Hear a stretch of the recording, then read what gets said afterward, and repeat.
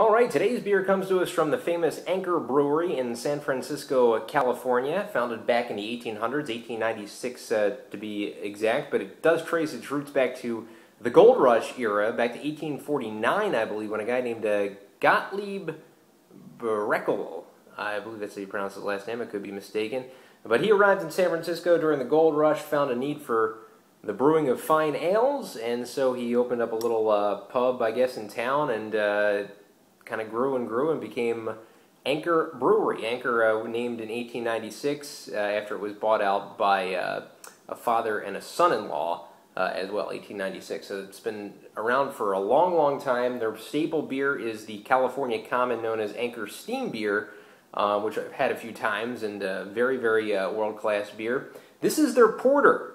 Have not had their porter yet. This is one of the more critically acclaimed beers from Anchor Brewing. It's 5.6% ABV, as we've talked before. I believe the only porter that I've done other than this is probably Founder's Porter. As far as American porters, I know I did a Baltic Porter, Baltic Thunder, among maybe an English porter in there as well. There's been so many reviews, I've lost track of what I've done. So porters usually, American porters usually ranging between 4 and 7.5% ABV, so this falls right in that range, being at 5.6. They boast chocolate, toffee, coffee kind of flavors, and they've been brewing Anchor Porter since 1972.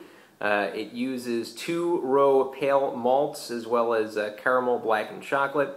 As far as the hops, it uses Northern Brewer. So we have a little bit of a description here on the bottle saying, San Francisco's famous Anchor Porter brand is made in one of the smallest and most traditional breweries in the world by the brewers of Anchor Steam Beer. Our old-fashioned porter is virtually handmade with an exceptional respect for the ancient art of brewing. We use 100% malted barley, generous amounts of fresh whole hops, entire natural carbonation, and a simple natural brewing process that's like no other in the world. And the deep black color, the thick creamy head, and the intensely rich flavor of Anchor Porter, made in San Francisco since 1972, have earned this delicious and unique brew a worldwide reputation for outstanding quality. It is aesthetically pleasing and wholly superior in every respect. Okay, a little more than a brief description there. They fit a lot of print in this little label up here. Here's the label for Anchor Porter. They usually use the same kind of anchor design for all of their beers, just tiny little variations of it. And we'll open it up and we'll pour it into a pint glass. Again, pint glass, perfect vessel for enjoying a porter. And we'll get that very dark porter pour. As we'll fill it up to the tippy top here, and we'll see kind of a light, small head, not too much. It is kind of growing a little bit. As you can see, very dark stuff here. No translucence whatsoever, no bubbles, nothing. It's just a very dark porter with a multicolored head. Malty, not multi, but malty. Let's grab a whiff of it. Definitely getting a caramel malt kind of sensation. Not really smelling any chocolate or toffee. And it's a very light caramel. Maybe getting the hint of the 2-row as well.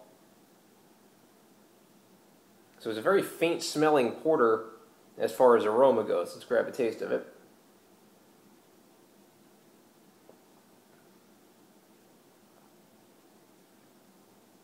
Okay, now the chocolate coffee taste is overpowering as soon as the first sip hits my tongue.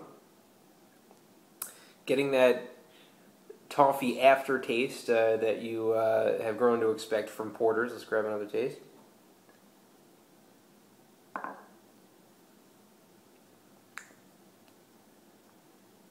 Getting no bitter aftertaste whatsoever, which is a sign of a very good beer, very well brewed, well crafted, using the right amounts of ingredients, which is something you always want. You don't ever want that aftertaste that just kind of throws you off a little bit from the beer. This is a beer definitely without the aftertaste.